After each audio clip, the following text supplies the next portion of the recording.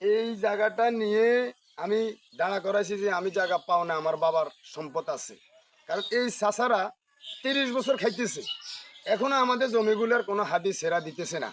এরা একবার কয় এদিকে গেছে, আবার কয় দিকে গেছে, আমার বাবার কাছে বেচছে হলে কোনো আমি খোঁজ খবরও পাই না, আমার বাবা হলে কোনো জমিয়ে বেচে নাই। তাদের ভিতরে আমার বাবা মরার পরে আমরা 20 বছর বয়স এতিম।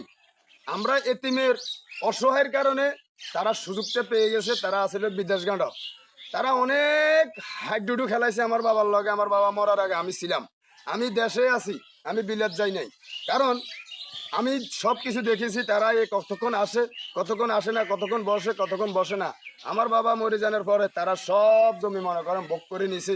এসব করছে তারা, কিনিও নিছে। আবার তারা তারা আবার যেটা তো বন্ডে দেয়, তারা আবার কিনে নেয়। আমাদের সম্পদ নাই, আমাদের ঘর বাড়িও উঠে দেয়।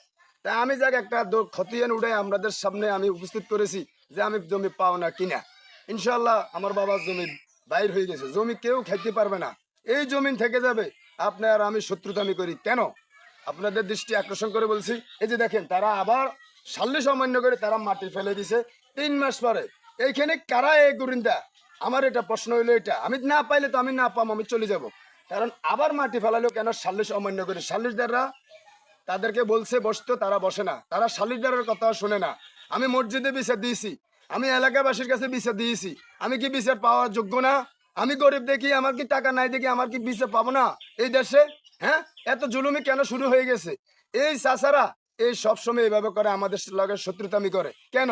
এই যে দেখেন আমি বেড়া দিছি, তারপরে যে জমিটা আটক থাকুক, তারপরে এই যে আসেন, আমি বেড়া দিছি, এদিকে আসেন।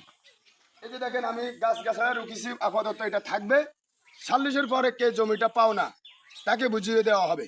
তারা তাও মানে নাই, তারা মাটি ফালাই দিছে, আমি আবার বেড়া দিছি। কারণ আমাদের 40 ভোটের পরে তারা ভোট গেছে, ঈদ গেছে, রোজা গেছে, সর্বকিছু গেছে। আমি ধৈর্য ধরে পড়ে রয়েছি এলাকাবাসীর কাছে বিচার দিয়ে।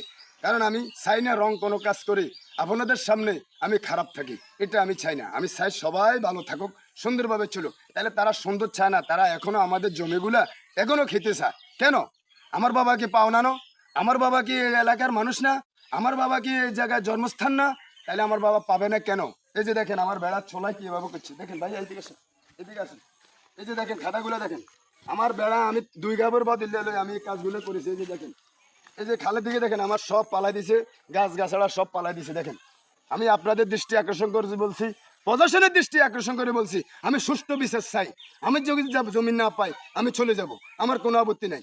আমাদের এই চাচারা এইভাবে আমাদেরকে হয়রানি করতেছে, তাদের ভিতরে জায়গাগুলো সবগুলা, আর আমাকে বলে আমার জায়গা নাই, আমার